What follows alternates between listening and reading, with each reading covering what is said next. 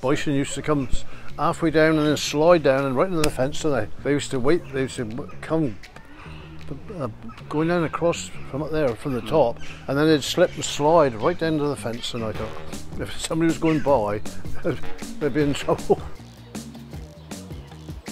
I was on the parks department, and of course when I got here it was just swamp, basically, you know. But I used to enjoy it, mine. It's landscaping and stuff like that. It was just right for me, instead of cutting grass all day long. And then when the zoo opened, and I became up here nearly all the time, you know, except for the summer when it was really busy with visitors, you know. We spent weeks and weeks filling the holes in. It was really, really bad here. My boss used to say, it's soul destroying, isn't it, Barry? Oh. This old chap here made me laugh. He was a card he was. He would start his machine up, and one day there it slid right into the pond, I should say, and it just drifted right into the side, and they had to get another one up like this one here, and he had to get that one up to get this one out.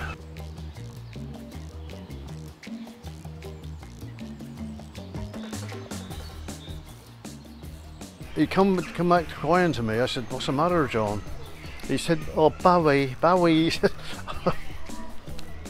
He said, "I cut a tortoise. I've killed a tortoise."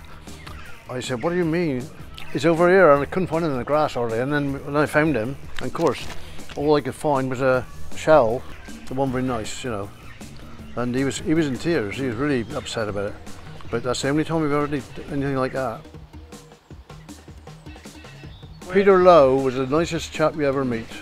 We used to work Saturdays here sometimes, and he would, I'd say, "You got anything for lunch, Peter?" He said, "I was getting my wife to send me down some more food, pasty or something."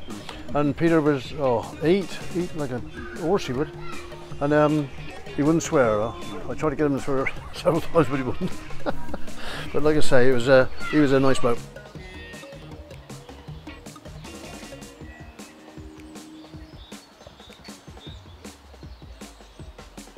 He was a park superintendent, Ernie was, and he was one of these old-fashioned gardeners, and he was my boss, right? He would have everything right. He was a good gardener, very good gardener, and like I say, when you listen to him, he was like God to us when it comes to gardening. Ernie was one of these. You'll have a carpet bedding and stuff like it in the parks. Yeah. And the same up here. He would have it done. He would have it done his way, and that was it. And if he didn't want it, he'd chuck it all out. He'd throw it all out, no messing. He wouldn't mess around.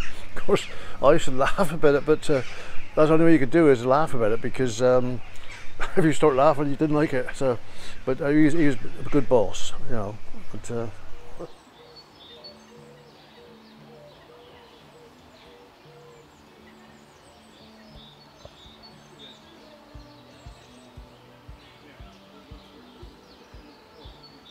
I can remember the chap down there, because before this was built, I was working down there before this built, and he said to me, I forgot his name now, but it doesn't matter. He was there, it was like a little menagerie, you know. It was, so he said, if you can come down here and give me a hand sometimes, because we used to get a lot of RAF boys come here and go overseas, and then they'd give the animals to the zoo, or the place down the road here. And there was loads of things. I went on with all sorts of things. I did. I had a lovebird, peach-faced lovebird. I had what's that bird that talks? Minor birds. Minor bird. I had one of those. Yeah. We had a macaw there, and he'd go into a broom handle like that, and he'd just crunch it. And one day there, I was Mr. Clever, because sometimes I'd take him out in the park with me and put him on my shoulder. And he wasn't in a very good mood one day, so I put him on my shoulder, and of course he put his talent in there like that, and I couldn't move. So I tried to get him off, and I couldn't, honestly. Yeah. I used to look after that one. I used to enjoy that. So I got a record in one of the papers saying they used to get quite a lot of vandalism and sort of birds injured or shot at and things when they're down in the I'm glad you said that, because I was there one day, and I was in the gardens, and some lady come down to me, down through from the hospital, you know what I mean, down through the steps, and she said, please, quick Gardner, come up here, quick, quick. So I went up there, and somebody had been over the air rifle and shot the lot. The pigeons, all of them, budgies, everything, shot the lot with air rifle.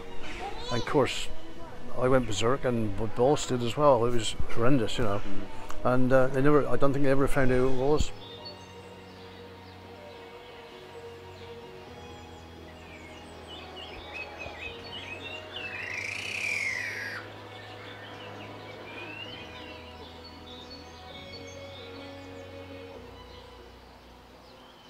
We arrived at work one morning early before the visitors was around, and me and my group was working over by the what's it called over there? I said it earlier on.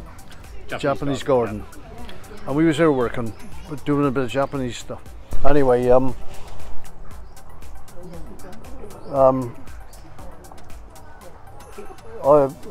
Daryl came out from that's when the lions of it. So anyway, this was a long time ago, mine. And he started shouting. He shouted down something, and so I said, "There's a lion behind you, Daryl." I said, "There's a lion behind you." And of course, somebody else said it as well. And of course, he thought we were joking. Anyway, one of my mates went up a tree, not so tall as this, because there's all the small willows. Anyway. Oh, I thought to myself, was it time to go for it or not? Anyway, he came quite a way down the late road there, and I said, Daryl, there's a lion behind you, honestly. So he in the end, he turned around and he looked and he said, I can see him now, he said, where are you going? You get back in there, or something like that. And that lion turned around and went back in. I cannot believe it. Honestly, I'm glad he did. But my mates come at the trees. Oh.